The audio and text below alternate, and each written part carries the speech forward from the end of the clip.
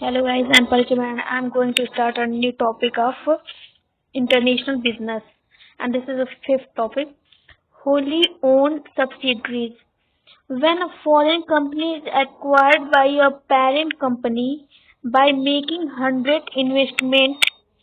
in its equity capital, then it is called wholly owned subsidiaries. यानी कि जब कोई फॉरेन कंपनी एक्वायर करती है पेरेंट कंपनी जो कि 100% इन्वेस्टमेंट करती है इक्विटी कैपिटल में यानी कि जो इक्वल मतलब इक्वल शेयर लोग कहते हैं उसी को मतलब 100% जब इन्वेस्टमेंट करती है उसी को हम लोग equity sorry wholly own subsidiaries कहते हैं। A wholly own subsidiary in a foreign market can be stabilized either by setting up a new firm although altogether to start operations in a foreign country or by acquiring an established firm in the foreign country। जो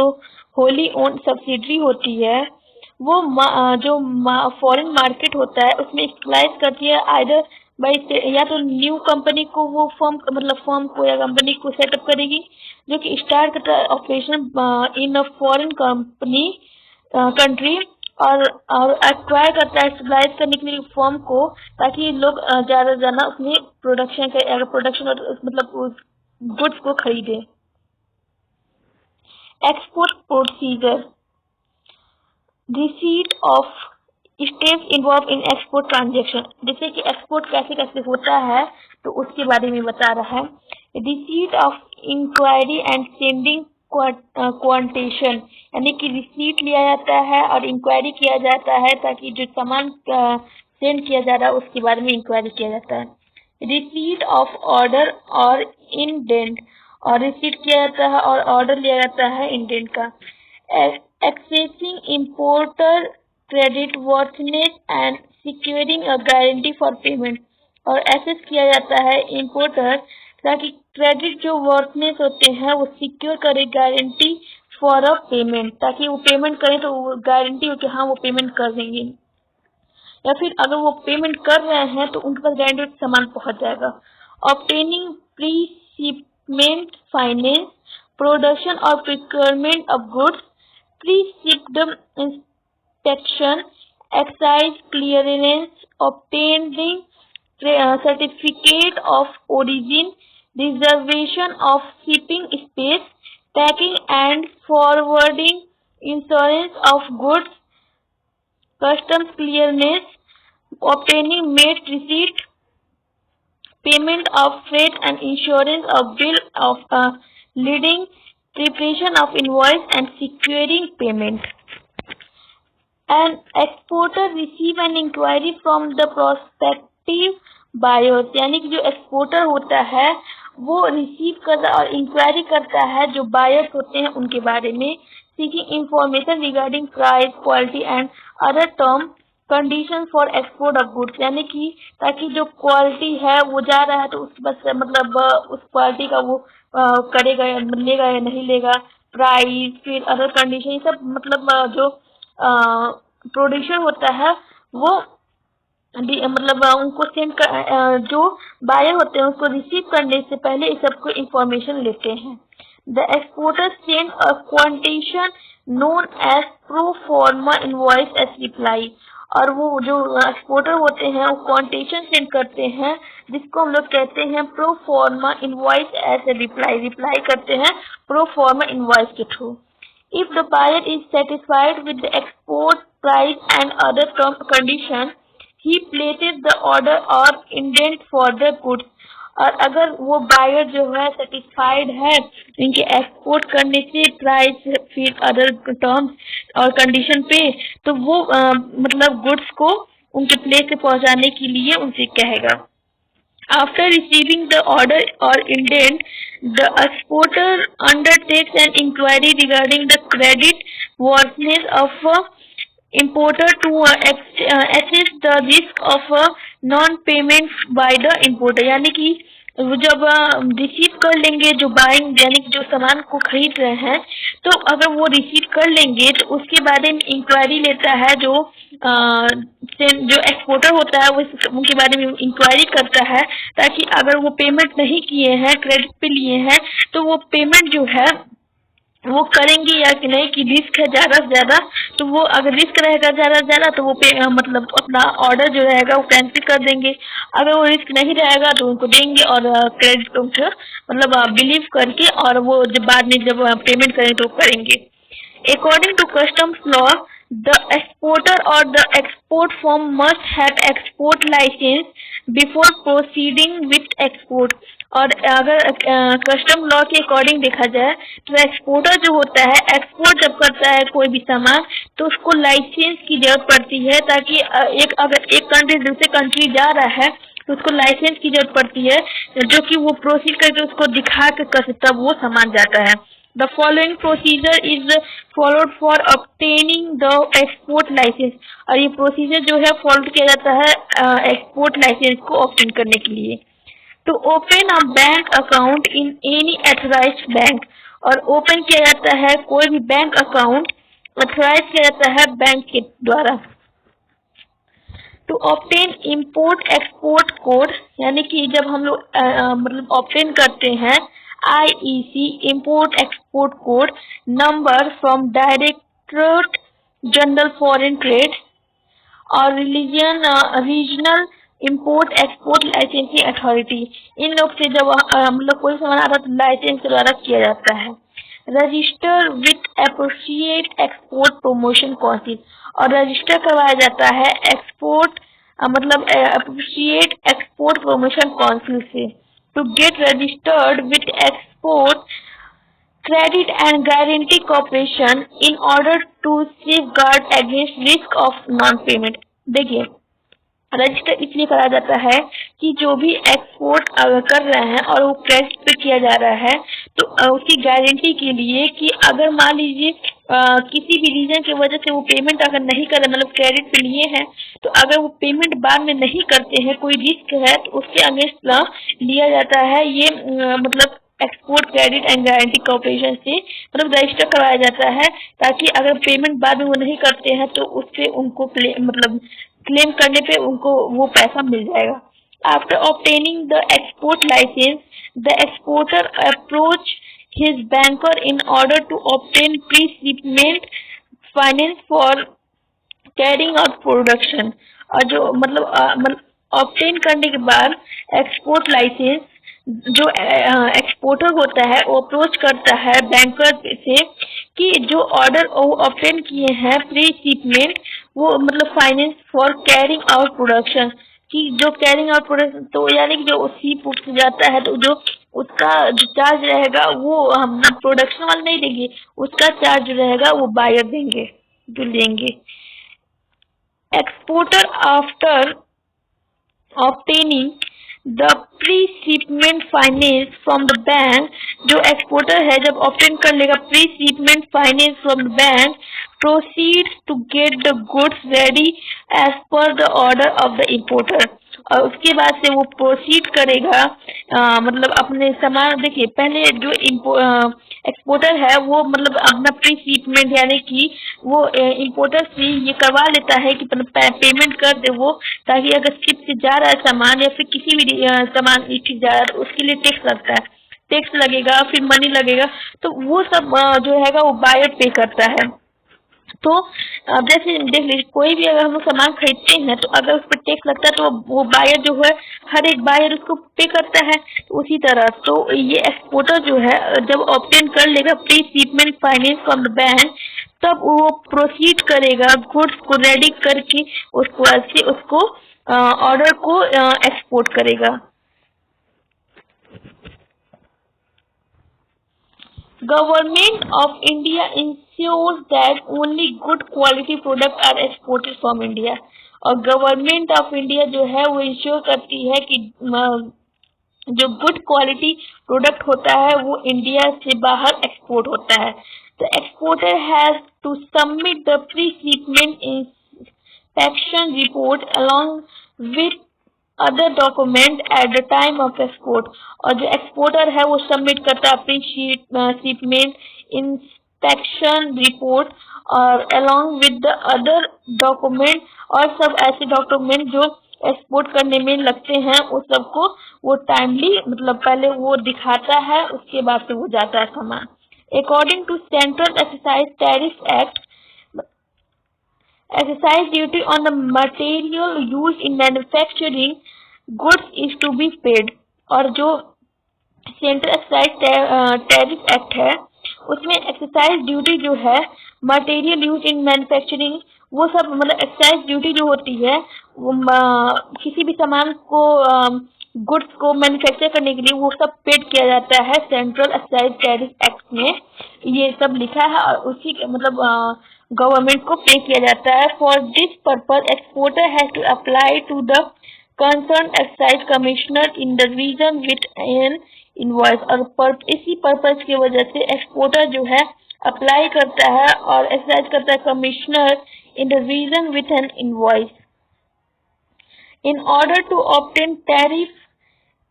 concession or other exception, the importer may ask the exporter to send certificate of origin। अगर और in order देखें obtain करते हैं tariff concession और other exception, the importer may ask the exporter, कि importer जो होता है वो आस्क करता है एक्सपोर्टर से to send certificate of origin, ताकि वो सेंड करे certificate of origin. The exporter applies to the shipping company for provision of shipping space. जो एक्सपोर्टर होते हैं वो अप्लाई करते हैं शिपिंग कंपनी को ताकि वो प्रोविजन करे of shipping space. He has to provide complete information regarding the goods, और वो प्रोवाइड करवाते हैं complete information regarding the goods to be exported, probable date of shipment and port of destination, ताकि जो एक्सपोर्टेड है यानी कि जो प्रोबेबल डेट है शिपमेंट का, पोर्ट का, डेस्टिनेशन मतलब कि टाइमली वो चला जाए। The shipping company issue a shipping order, और जो शिपिंग कंपनी होती है इशू करती है shipping order which is an instruction to the captain of the ship, जो कि इंस्ट्रक्शन होती है captain of the ship after accepting application for shipping. After accepting, जब वो एक्सेप्ट कर लेते हैं उसके बाद application for shipping. The goods are tagged and marked with necessary details, और जो गुड्स होता है वो पैक्ड होता है और मार्क्ड होता है with necessary details like name, address, यानी कि जो गुड्स होता है उसको पैक किया जाता है और उस पर डिटेल्स लिखा जाता है जैसे कि नाम, एड्रेस ऑफ द इम्पोर्टर, और जो कि इंपोर्ट करेगा उसका मतलब उसका नाम रहेगा, उसका एड्रेस रहेगा, gross and net weight, plot of shipment and destination etcetera. After this the exporter makes arrangement for a transporter, उसके बाद जो एक्सपोर्टर होता है वो अरेंजमेंट करता है ट्रांसपोर्ट करने के लिए of the good to the port, ताकि जो इंपोर्टर के पास पहुंच जाए goods. In order to protect the goods against the risk of loss or damage due to the perils of the sea transit, the exporter gets the goods insured with an insurance company। अपने goods के against मतलब अगर goods एक country से दूसरी country जाते हैं तो उसमें बहुत रिस्क रहता है, तो उसके लिए कि और ये रिस्क मतलब ठिपका मतलब ये रहता है कि चोरी कहीं ना हो जाए, फिर डैमेज कहीं ना हो जाए, तो बहुत सारे ऐसे रिस्क रहते हैं। तो उसके अगेंस्ट जो कंपनी यानी कि जो एक्सपोर्टर होगा वो इंश्योरेंस कंपनी से इंश्योरेंस करवाएगा, ताकि वो जो इंश्योरेंस कंपनी है अगर शिप से ज़्यादा तो मरीन इंश्योरेंस करवाएगा, ताकि अगर कोई भी लॉस होता है तो इंश्योरेंस कंपनी उनको पे करेगी। 30.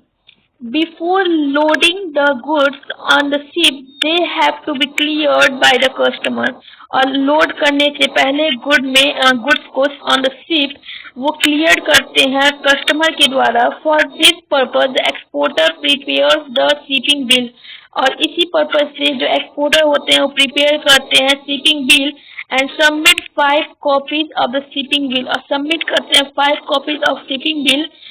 along with the following documents. Fifth, customs appraiser at the customs house, यानी कि ये सब डॉक्यूमेंट्स जो है वो मतलब उनको देते हैं ताकि अगर कोई भी डैमेज हो तो इंश्योरेंस कंपनी से पे करवा सके. Certificate of origin, commercial invoice, export order, letter of credit, certificate of inspection where necessary, marine insurance policy, ये सब उनको देते हैं. On submit the above document, the superintendent of the concerned port trust is approached for obtaining the carting order, which is the instruction to the staff at the gate of the port to permit the entry of cargo inside the dock. यानी कि जब वो submit करते हैं एवं documents, जो superintendent of the concern port होता है ट्रस्ट का, वो अप्रोच करते हैं और ऑब्टेन करते हैं carting order with is the instruction of the staff, जो कि इंस्ट्रक्शन होता है स्टाफ का at the gate of the port, जो पोर्ट का गेट होता है उस पे, to permit the entry of cargo inside the dock. Cargo जो है वो एक मरीन इंश्योरेंस का टाइप है, ताकि वो लोग कार्गो का जो है कार्गो इंश्योरेंस की सर्च कराते हैं कि अगर किसी भी तरह से डैमेज हो तो वो उसके लिए तो वो permit the entry of cargo inside the dock. After the goods have been loaded on board, और आफ्टर दैट जो गुड्स होते हैं वो लोड किए जाते हैं on board of the ship, the captain और the mate of the ship, और जो कैप्टन होता है वो शिप से मेट करता है, issues mate receive to the port superintendent which contains information regarding vessel, और वो सारा कैप्टन जो होता है वो उस गुड्स के रिस्पेक्ट में सारा उसका इंफॉर्मेशन लेता है. Berth, description of package, date of shipment, marks, condition of the cargo at the time of receipt on the board the ship etcetera, सारी चीज के बारे में कैप्टन जो होता है वो इंफॉर्मेशन लेता है. The clearing and forwarding agent, जो क्लियरिंग और फॉरवर्डिंग एजेंट होते हैं, hands over the mate receipt to the shipping company, वो हैंड्स ओवर मेड करते हैं receipt of to the shipping company से फॉर कैलकुलेटिंग फ्रेट, ताकि वो देखिए जो लोग चार्जेस लगाते हैं वो उन पे डिपेंड करता है कि वो लोग मतलब ढुलाई के लिए, देखिए ढुलाई के लिए कि अगर एक जगह से दूसरी जगह शिप में अगर रखना है तो उसके लिए अलग चार्जेस रहेगा, फिर उस पर कितना लोडेड किया जा रहा है उसके लिए अलग चार्जेस रहेगा. इन सब के लिए अलग अलग कैलकुलेट करके ये लोग उनसे पेमेंट लेते हैं. On receiving the paid the shipping company issues a bill of leading. The exporter prepare an invoice for the dispatch goods, और जो एक्सपोर्टर होते हैं वो प्रिपेयर करते हैं invoice for dispatch goods. Invoice contain information regarding the quantity of goods sent, the amount to the paid by the importer. यानी कि invoice contain information, वो इंफॉर्मेशन देती है कि अगर मतलब इंपोर्टर को कि कितनी क्वांटिटी में गुड्स सेंड हुई है और अमाउंट जो है वो मतलब इंपोर्टर पेड किए हैं या नहीं, ये सब के बारे में दोनों लोग को इंफॉर्मेशन मिलती है. It is duly attested by the customs, और ये ड्यूली अटेस्टेड होते हैं by the customs. After shipment of goods the importer is informed about it by the exporter, और ये जब इम्पोर्टर जब शिपमेंट ऑफ गुड्स को जब इम्पोर्टर पास पहुंच जाते हैं तो इम्पोर्टर जो होते हैं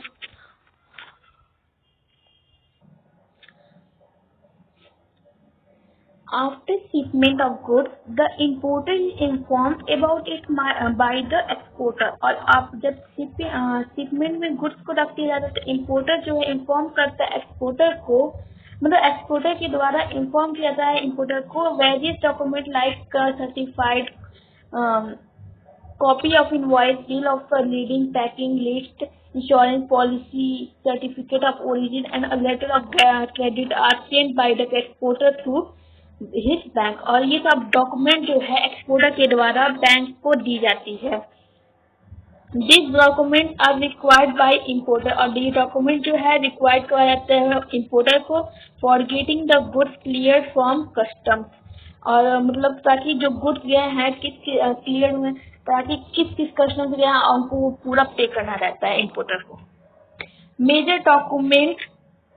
use in export transaction: A. Document related to goods. B. Document related to shipment. And C is document related to payment.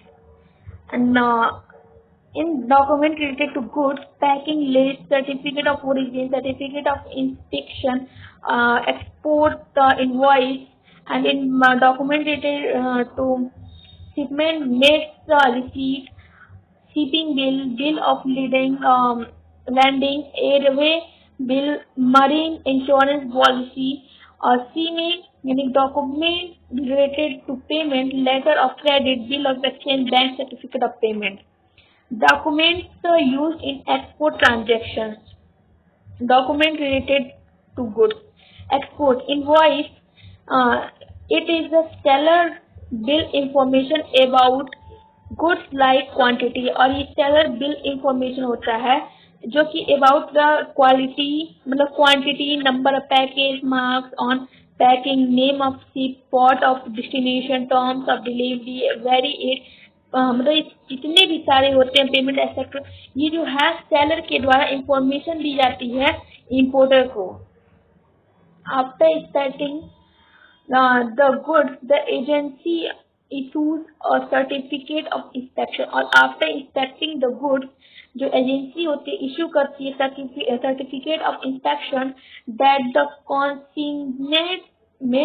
has been inspected as required under the Export Quality Control and Inspection Act 1963. Packing list, the document is in the form of a statement, जो document होता है एक statement के form में होता है। Regarding the number of cases or packs, regarding जो number of cases जो होते हैं वो पैक्स होते हैं, and the details of the goods contained in these packs, और जो गुड्स होते हैं वो कंटेंट होते हैं in these packs. It provides complete details regarding the goods exported, और ये provide करवाती है complete details regarding the goods exported and the form in which they are being sent. Certificate of origin, this certificate specifies the country in which the goods are being manufactured, और certificate जो है specify करता है the country in which the goods are being manufactured, जिस country में goods manufacture होती हैं। This certificate enables the importer to claim tariff, concession और अदर एक्सेप्शन, और ये सर्टिफिकेट इनेबल करता है इम्पोर्टर को ताकि कोई भी क्लेम, टैरिफ, कंसेशन और अदर एक्सेप्शन हो उसके लिए। This certificate is also required in case when there is a ban on import of some goods from certain countries, और ये सर्टिफिकेट इसलिए रिक्वायर किया जाता है ताकि कोई भी केस बैन या फिर import of some goods certain countries, यानी कि कोई भी अगर मतलब इशू हो तो इसके लिए ताकि वो कंट्रीज को प्रोवाइड कराया जाए, और वो सामान अगर पेमेंट होगा पेमेंट, या फिर सामान होगा सामान मिल जाए हम लोग को। Thank you guys. Your lecture is finished. Tomorrow I will make a new lecture. Please subscribe channel and press the bell icon and like the video. Please like करना ना भूलें।